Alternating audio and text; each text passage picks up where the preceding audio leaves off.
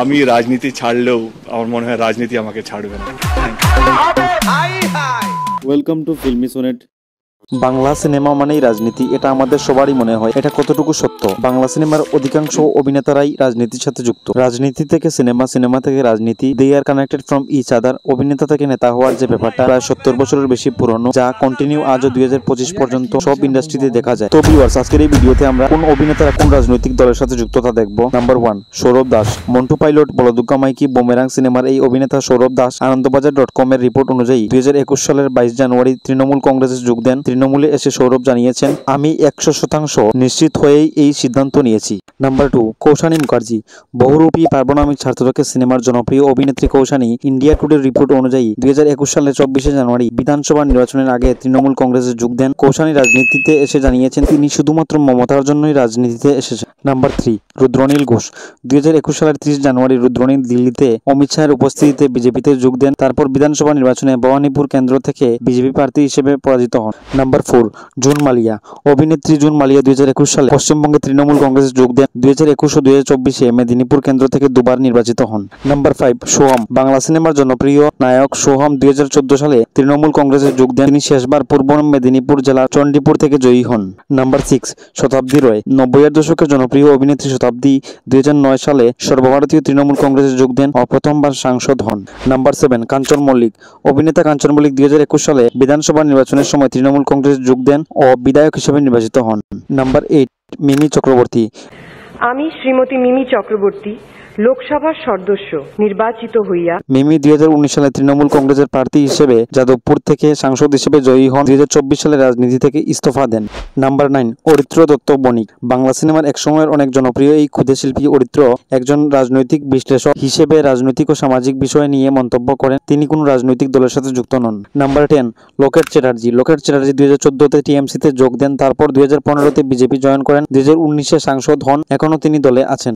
Number 11, Hiran 2021-এ বিজেপিতে যোগ দেন। 2024-এ ঘাটাল লোকসভা থেকে টিএমসি প্রার্থী দেবের কাছে পরাজিত হন। কি ভাষায় বলবো, আমার মুখের মধ্যে কোনো ভাষা নেই, ভাষাহীন হয়ে গেছে, বাংলা কথাই ভালো না।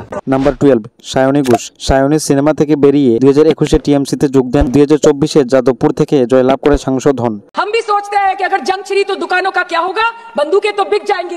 নাম্বার 13, চিরঞ্জিত চক্রবর্তী। চিরঞ্জিত 2011-তে টিএমসিতে যোগ দেন। 2011-21 দুবার তিনি বিধায়ক নির্বাচিত হন। নাম্বার 14, রূপা গাঙ্গুলি। তিনি 2015-তে বিজেপিতে যোগদান করেন। 2016-তে তিনি সাংসদ হিসেবে মনোনীত হন। নাম্বার 15, ইয়াশ। 2021 সালে বিজেপিতে যোগ দেন। তিনি বিধানসভা নির্বাচনে হুগলি জেলা থেকে প্রার্থী হয়ে পরাজিত হন। নাম্বার 16, পায়েল সরকার। পায়েল 2021 সালে ভারতীয় জনতা পার্টিতে যোগ দেন। তিনি বিধানসভা নির্বাচনে বেহালা থেকে প্রার্থী হয়ে পরাজিত হন। নাম্বার 17, নুসরাত। 2019 সালে তৃণমূল প্রার্থী হিসেবে রাজনীতিতে যোগ দেন এবং বসিরহাট থেকে লোকসভার সংসদ সদস্য হন। আমি নুসরাত জাহান রুহি জৈন লোকসভার সদস্য নির্বাচিত হইয়া। নাম্বার 18, বাবুল সুপ্রিয়। জনপ্রিয় সিঙ্গার বাবুল সুপ্রিয় 2014 সালে বিজেপিতে যোগ দেন। আসানসোল থেকে সাংসদ নির্বাচিত হন। তারপর 2021-এ টিএমসিতে যোগ দেন। নাম্বার 19, শ্রাবন্তী। শ্রাবন্তী 2021 সালে বিজেপিতে যোগ দেন। বিধানসভা নির্বাচনে বেহালা থেকে প্রার্থী হয়ে হেরে যান। তারপর 2021 সালে 11 নভেম্বর পদত্যাগ করেন। নাম্বার 20, মিঠুন চক্রবর্তী। মিঠুন চক্রবর্তী 2014 সালে তৃণমূল কংগ্রেসে যোগ দিয়ে সাংসদ হন। 2021 সালে তিনি টিএমসি ছেড়ে বিজেপিতে যোগ দেন। আমি জল ঢোড়াও নই, বেলে বোড়াও নই, আমি একটা কোবরা। নাম্বার 21, সায়ন্তিকা। অভিনেত্রী সায়ন্তিকা ব্যানার্জি 2021 সালে টিএমসিতে যোগ দেন। সিনেমা ছেড়ে তিনি এখন রাজনীতি নিয়েই পুরো ব্যস্ত আছেন। 22, রচনা ব্যানার্জি। রচনা 2024 সালে লোকসভা নির্বাচনের আগে সর্বভারতীয় তৃণমূল কংগ্রেসে যোগ দিয়ে হুগলি থেকে সাংসদ নির্বাচিত হন। 23, দেব। বাংলার জনপ্রিয় সুপারস্টার দেব 2014 সালে তৃণমূলে যোগ দেন। ঘাটাল লোকসভা কেন্দ্র থেকে 2014, 2019, 2024 সালে পরপর 3বার সাংসদ নির্বাচিত হন। ঘাটাল লোকসভা কেন্দ্রের প্রত্যেকটা মানুষকে ধন্যবাদ আমাকে 3বারের জন্য জিতানোর জন্য। জয় হিন্দ, জয় বাংলা। দেবের ফ্যানেদের অনেকেরই মতামত যে দেব রাজনীতি ছেড়ে দিলে ভালো হবে। A few moments later. এই ছিল আজকের এই ভিডিও। এখানে 23 জন জনপ্রিয় সেলিব্রিটিদের নাম আছে যারা সরাসরি রাজনীতির সাথে জড়িত। এর বাইরেও কিছু সেলিব্রিটি আছেন যারা সরাসরি রাজনীতির সাথে জড়িত নন, যেমন প্রসেনজিৎ, জিৎ, অঙ্কুশ, আবির। বিশেষ করে জিৎ তো পুরো ধরাছোঁয়ার বাইরে এইসব ব্যাপার থাকে। ভিডিওতে বলা এইসব তথ্য গুগলের বিভিন্ন মিডিয়া আর্টিকেল ও ওয়েবসাইট থেকে নেওয়া। If you find any error please comment us. এখন এই পর্যন্তই, দেখা হচ্ছে আগামী ভিডিওতে।